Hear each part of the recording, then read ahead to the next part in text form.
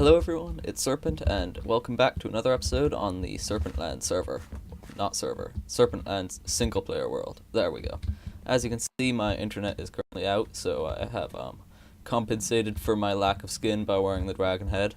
And also, I am not feeling well. In fact, I have a sore throat and a bit of a runny nose, so hopefully that won't destroy my quality of speech, because that would be a very bad thing to happen.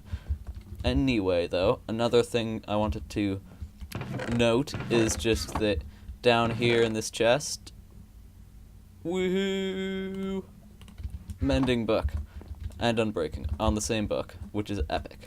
I AFK'd for a short amount of time after the last video came out, and I actually got that as the only book that I got from that session, because it wasn't very long, and also turns out I built the fishing farm not underneath the hole to the sky, so the rates were extremely low, and I don't have a good fishing rod, so all in all I'm pretty lucky to get that, and yeah, so that's pretty awesome.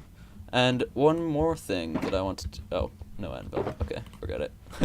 One more thing that I wanted to ask. It's a question, and I shall put a little poll up somewhere there in the right-hand corner, top right-hand corner, and the question is, should I get chisel and bits on this little single-player world? I know it's a vanilla world, but chisel and bits is pretty awesome, and I would enjoy playing around with it. However, if you think this should just stay a vanilla world, then that's fine with me too. So either way, it will be perfectly fine. And yeah, that's about it. Do you want that on the world? So now we can hold on, catch a breather. So now we can move on to the rest, to what I was going to do in this episode. I'm not sure why I'm walking up this, but sure, whatever. I want to build an iron farm on this world, because iron is something I am sorely lacking. And basically, we have the villagers, we have the blocks, and we have the will. So we can basically just make that, and hopefully that won't fail too badly. Hopefully there won't be a whole lot of villager death and sobbing and pain and death. Oh, okay. But yeah, I want to build the iron farm so that I can get iron, and I also came up with a good design, as probably most of you saw. It's the iron farm tutorial, one chunk iron farm tutorial, and I'll be building that because that seems to work really well for some reason. I'm not entirely sure why, but the rates on that seem unbelievable.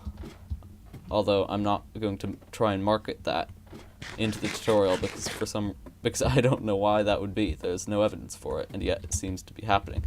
So until I know better, I'm not going to say it's hyper efficient and OMG, blah blah, so amazing. Sorry, I'm sick. You have to. Sorry, but I'm not going to market it as that until I know for sure why. One more thing, if you're wondering where all my gear went, and why I'm using this pathetic pickaxe and the axe and the shovel, I left it all down in that hole, the one with the tunnel bore, and I don't want to go down there because there's no easy way of getting out, and it's all painful and sickening.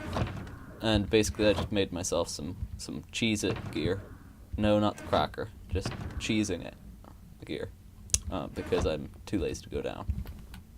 Well, I have decided rather inconveniently this at night, but also I have decided to build it over here. If you're wondering where over here is, there is the Great Rail that we've never finished, but we will, don't worry, it'll happen eventually.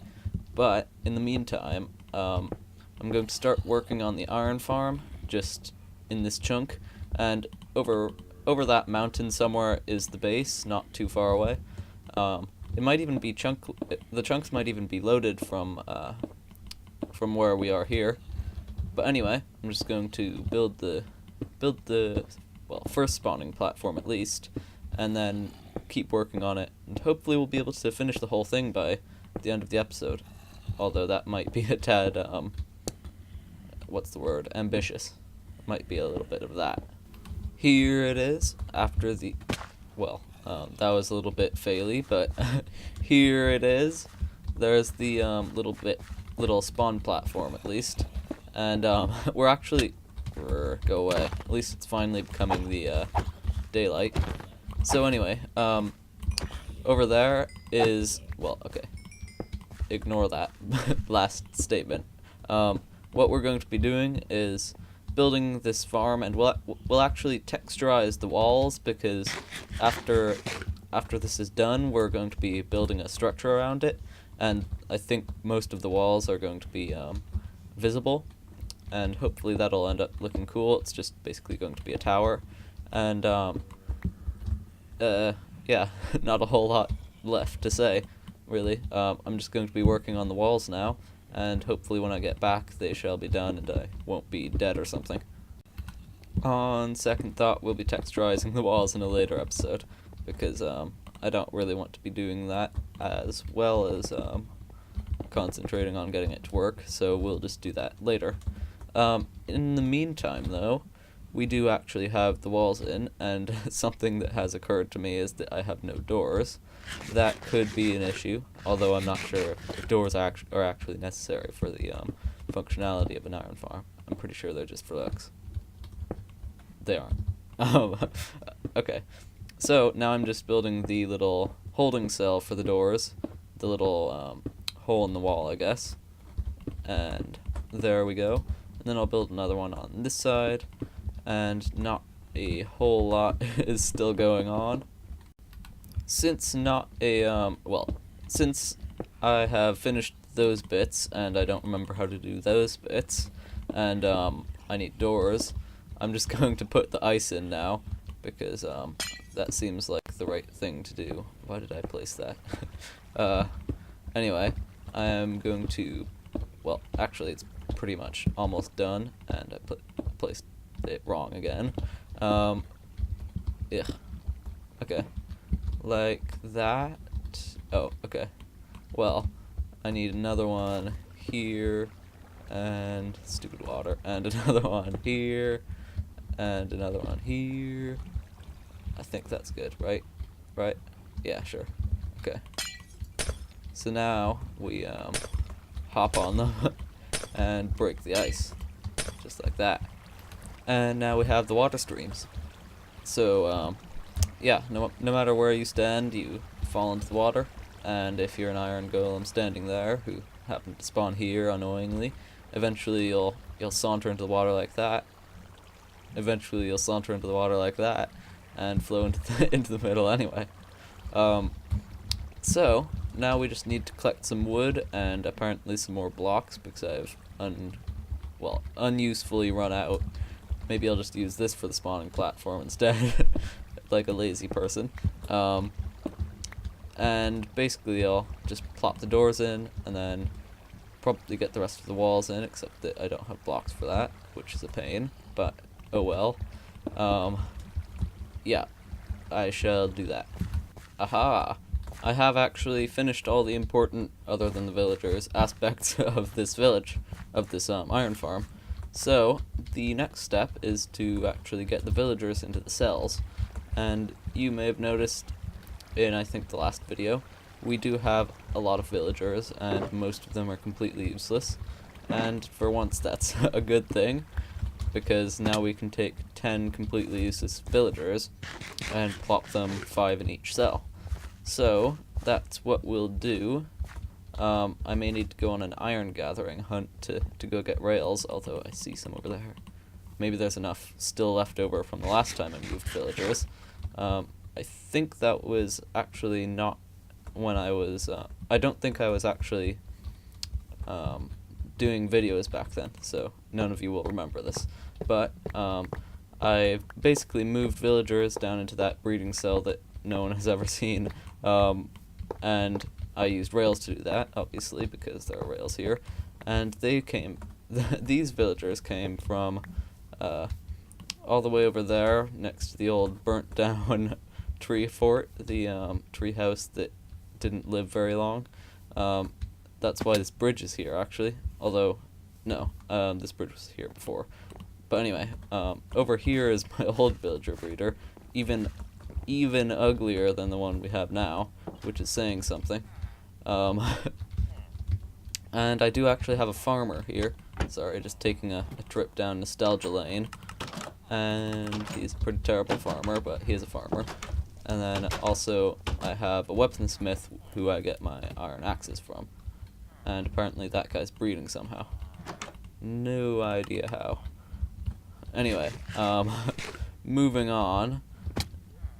Yeah, time to get some of the junk villagers in. So I've gathered up some iron quickly and made some rails, and now what we need to do is we need to dig down, get close to the villagers, and then build a water elevator up so that we can chuck the villagers in there, and then basically get them up here, and then rail them, minecart them over to the iron farm. So I shall dig this down and then hopefully get a water elevator up and running pretty soon. I don't have the water in yet, but I thought I might as well just put some rails down and lead them to the iron farm.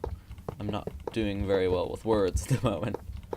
So the water elevator's done, and I know it's impossible to see anything. I can't see anything myself, and I'm not watching this on YouTube, but it does work. As you can see, the bubbles are coming and going, which means I'm getting air, and also I am going up. Trust me, I'm going up. See, now it's getting brighter, and if I break that, now the whole thing's going to be light, which is good. Anyway, though, now what we need to do is pop one of the villagers in a minecart and push him up here, and hopefully he'll float. That would be ideal. Well, the rails in goes all the way from the little pop-up area where the villagers come out, and past this patch of terraforming that is the template for the stuff over there, and all the way over to the iron farm right over yonder.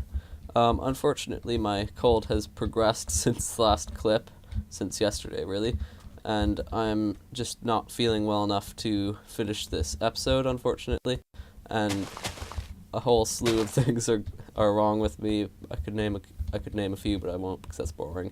But unfortunately, that's just the way things go sometimes. So hopefully you enjoyed this this half episode at least. In any case, this has been Serpent, and I'll see you in the next one. Goodbye.